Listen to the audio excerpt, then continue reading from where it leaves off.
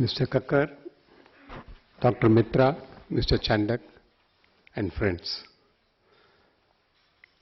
Today morning I was wondering, what am I going to talk in an audience who are all supposed to be experts on intellectual property.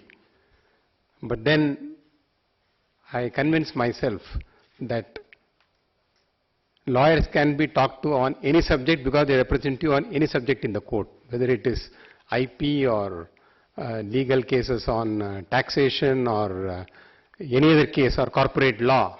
So I said that should not be a problem because their understanding level is far superior to any other people. If what I'm going to say is going to be repetitive, I seek your indulgence. But before we go to this subject matter today, everybody talks of greenhouse gas and so many things. But the most important which the world is moving to is energy security. Because green energy was there much before greenhouse gases were there.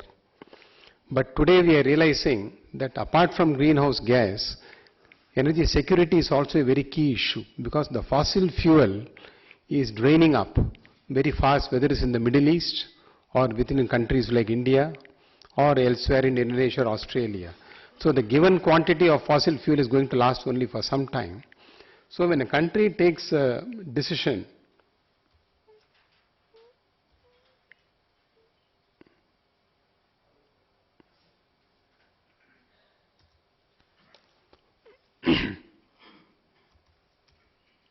oh, it's going back.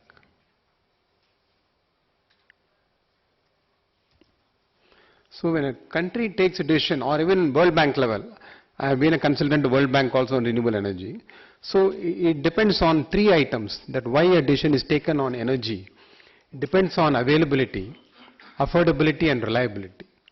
So when we come to availability, the fossil fuel has got a very limited availability, whereas green energy is permanently available, as my colleague said, based on solar. Affordability. Affordability does not mean the energy cost. Whether your environment can afford it, this heating up, climate change, greenhouse gas, whether your environment can sustain the future generations, that is the availability. And lastly, of course, do you have the reliability of resources? So the general perception is that the conventional power is resource is limited, reliable and maybe available at this point of time. But the renewables, resource unlimited, but at this point of time, it is a bit non-reliable. And that is where a lot of research is going on. So when we talk of scaling up on renewable energy, there is going to be a huge activity in terms of innovation, research, development, and because of that, there is going to be a lot of thousands and thousands of brains are going to come out with new and new ideas, and that is where intellectual property is going to become a very important issue in the future. In fact, this was pointed out in a Copenhagen study, which I'll come later. Our past president, Dr. Kalam, he said we can achieve energy security and independence in India, energy independence, by 2030 if we focus on renewable energy sources and increase it from the current mix of 5% in the total energy availability to about 25%. And that's where we are moving. And the recent announcement by Prime Minister on the National Action Plan for Climate Change indicates that. Now, India has been working very hard on greening the country, irrespective of the greenhouse gas, emission talks and all that. So we have had a lot of very nice law that has come into existence over the last decade, commencing from the Electricity Act 2003. One of the most important law that came in 2003 was the clause related to renewables. So we said we will harness all renewable sources wherever they are to improve the energy security of this country. It was made mandatory that every electricity utility should purchase some amount of this electricity necessarily. It was 5% earlier.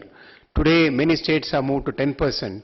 And the Prime Minister has talked in the recent National Action for Climate Change that starting with 5% in 2009, we will be increasing by 1% every year for the next 10 years to make it 15% by the year 2017-18. And that's a huge step. And that's what he has talked about in the National Action Plan for Climate Change, the technical document, which was a base document when he went to Japan last year. So there have been enabling tariff policies set up by the regulatory commissions for purchasing of green energy. So all that has brought us to one particular subject, that green energy is there to stay. But today scaling up is going to be one of the most difficult tasks. Though we talk of so many plans of increasing it to 15% in the future, it is not going to be easy unless there is going to be a technology breakthrough. Otherwise we'll be adding this kind of wind turbines, we'll be adding this kind of hydro or everything, what we have been doing for so many years. But as somebody said, disruptive technology. Yes, those are the kind of things we really require. So we framed RE policy on many of the things and how we are going to go about adding these megawatt issues. But I'll come to the most important thing. There is something called, somebody called Coalition for Innovation, Environment and Development. They work out of Copenhagen in US. They are 83-member body consisting of large companies worldwide and also the American Chamber of Commerce. So they have released a CIED report in early 2009 saying that IPR and green technologies are supposed to be complementary to achieve sustainable development. That is green energy. So in the Copenhagen economic study they released, they found that a strong intellectual property system will support the development of green technologies, creating over 2 million jobs in the European Union alone over the next 20 years. So you can imagine worldwide how many more jobs are going to come out of this particular green technologies. Then another part of the report says that approximately $2.5 billion in research and development investment in clean technologies for adaptation and mitigation purposes will be needed to successfully reduce emissions from greenhouse gases. And though right now Mr. Obama's hands are tied, but I think when he announced that green bill, he announced a very major breakthrough in several of the green technology related to solar and biofuel policies, which had a huge expenditure on R&D and innovation. So closer home, if you look at the energy mix what we have today, in an installed capacity of about 150,000 megawatt, we are actually giving out a lot of carbon emissions today because our renewable content is hardly about 8 to 9% in terms of installed capacity. But when it comes to consumption, we are hardly about 5 to 6%. So this, our friend has already told you what is the estimated potential, what we have achieved till date. But rest assured, what is shown as wind power of 45,000 megawatt, the latest estimate is 140,000 megawatt. It is not 45,000. This was based on an earlier study and high plant load factor. But today we have come out with a study for 140,000 megawatt. Now, where is the breakthrough going to come? And where is India really working on? So we have got a whole lot of things: wind, small hydro, biomass, photovoltaic, solar thermal, solid waste. But the Ministry of New and Renewable Resources has a huge budget on R&D, which is being tapped by a number of Indian firms in most of these areas. I won't be able to name them. But today, as IPR people, I don't think the market will come to you. I think you will have to go to these departments to find out who is doing research in what. And many of the Indian mentalities, they think what they are doing is not discovery, it is only a routine job. So many of us don't understand. We do a lot of things. As somebody said in the morning, do we innovate? Yes. But do we innovate? No. We don't know. So I think time has now come for you to be more interactive, more proactive, to go to the ministry, find out what research is being done in green technologies all over the country, and then help those people that how they can leverage that particular knowledge they are having into something more beneficial not only for the organization but for the country as a whole. Like we may be doing so many things in the hydro, we have so far built about 15 plants, but we feel what we have been doing is very routine. But you ask a new developer, can you put up a hydro? Who say, oh, it's so difficult, getting the land is difficult, getting this is difficult, that is difficult. But so a certain domain knowledge is really required for that. But we don't know that we have the domain knowledge. We think it is a job, there is a corporate balance sheet, we are under pressure to produce something every quarter, and there is an annual balance sheet.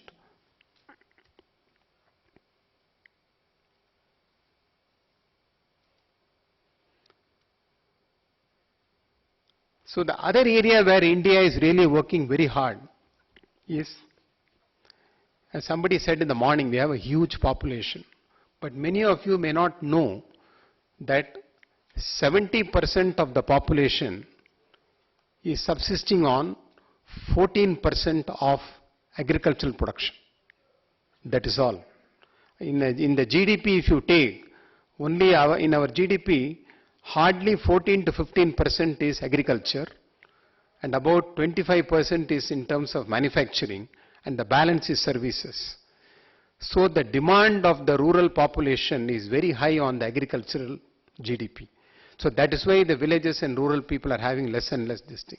So we require a lot of innovative technologies for the rural population. And that's where the green technology comes. Because the green technology takes the waste resource of those people, whether it is a biomass waste, whether it is a small stream running there, or whether it is a wind blowing there. So today, we have got a lot of technology getting into the rural population for the rural GDP. And anyone who has got brilliant ideas in enhancing the rural GDP, I think he has the key to the success for future. Because that's what we have been doing. If you ask me how your company was successful, all my plants are only in the rural areas. I don't have anything in the urban area. And believe me, working in the rural is the most difficult, but they are the best people to work with. They may be uneducated, they don't know what is all this, but they're willing to partner with you if their life gets enhanced. So today MNEs is giving lot of subsidy for innovative technologies for rural energy. So there is one aspect we have to keep in mind when we talk of a market in India. Otherwise the market is a very small portion of the urban area. It is really no market. The market is the other side. And I was recently happy to see that Hindustan Liver has now told we will have our offices now located in the rural areas, not going from urban to rural. Because that's where the action is. Now, people talk of economics of green energy, whether it's really economical, not economical. But if somebody can do a breakthrough on these costs, I think that is again innovation. How do you bring down the cost of a small hydro from 5 to 6 cents below? And how do you today come into the solar PV, which is costing around 22, 23 rupees per kilowatt hour, and bring it down to 6 or 7 cents? Today in solar, lot of research is going on. There are 3 types of technology available in solar. One is called the thin film, one is called the polycrystalline, and the other is the monocrystalline. There are a lot of people who are getting into thin film because the cost is low but efficiency is low. But US is working hard on monocrystalline.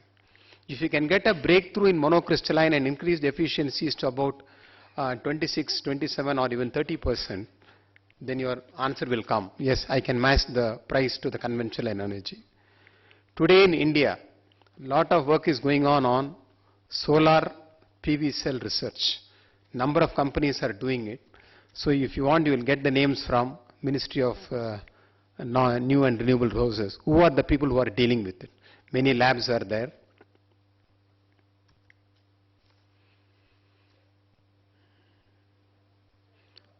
And the other part about the renewable is, if a country can increase the renewable energy content, they will become the cheap energy source in the future.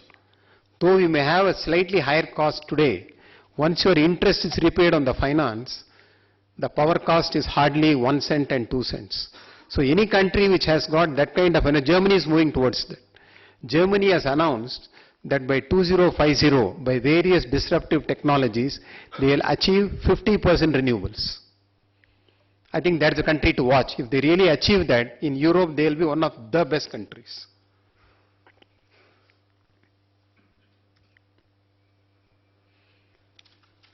Now, he has already told about it. So India is moving towards all these kind of new technologies. So they have announced various policies in the country. One is the National Solar Mission. This is to create an enabling policy framework for deployment of 20,000 megawatt of solar by 2022. So they want to ramp up the capacity by 1,000 megawatt before 2013, 10,000 by 2017 and 20,000 by 2022. They want to create a very favorable condition for solar manufacturing capability, which includes R&D. So there's a lot of funding coming into that.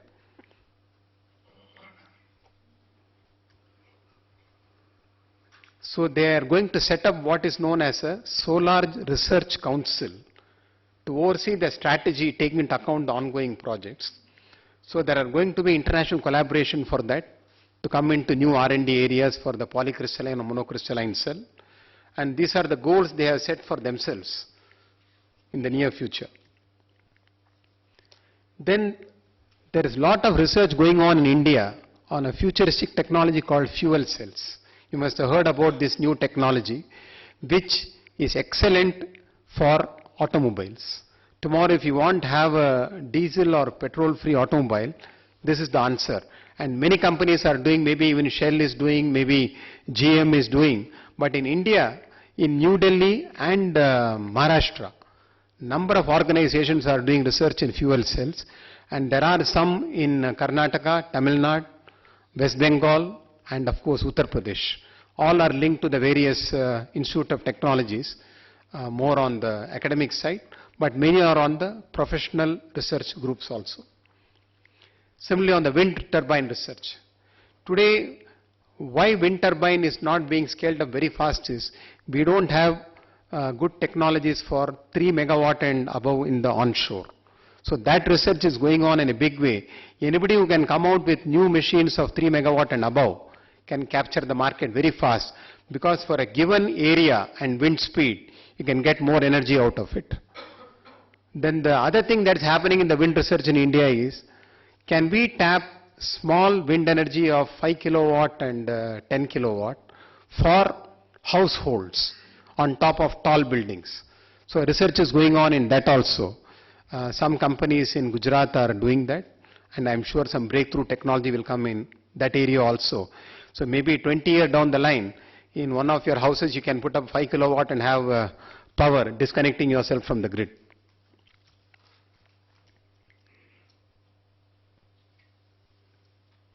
Then of course, IOC has done a lot of job on this, but there is a national biofuel policy announced. When we were want to get a USTDA grant sometime back for doing a study, but we shelved it because the price was only 25 rupees, but now the prices have gone up. But this is one thing which is really going to revolutionize the availability of biofuels. And today, a lot of companies are going into other countries. Today, India has taken a lot of position in the African Republic where land is available. Many have gone to the Indonesian side to create bioseeds. Today, a lot of research is going on in hybrid bioseeds. India is one of them. I mean, if you go to our agriculture university, big research is going on in that. Whether how to get more seeds in lesser time and how to enhance the oil content in seeds. So this again, maybe in the next few years, India will be in the forefront of biofuel research. Then lastly, there is something called ocean energy, which no country in the world has really gone to the commercial scale, though some countries have adopted it to some extent. And India is now going for a ocean energy in the Tirunelveli side as well as in Gujarat side. So that is a new technology. If somebody can do a breakthrough in that, that is a great intellectual jump, I would say. Then lastly, of course, there is something called geothermal. We have recently signed with Iceland, and that research will be the latest one to commence under the greenhouse gas emission reduction program.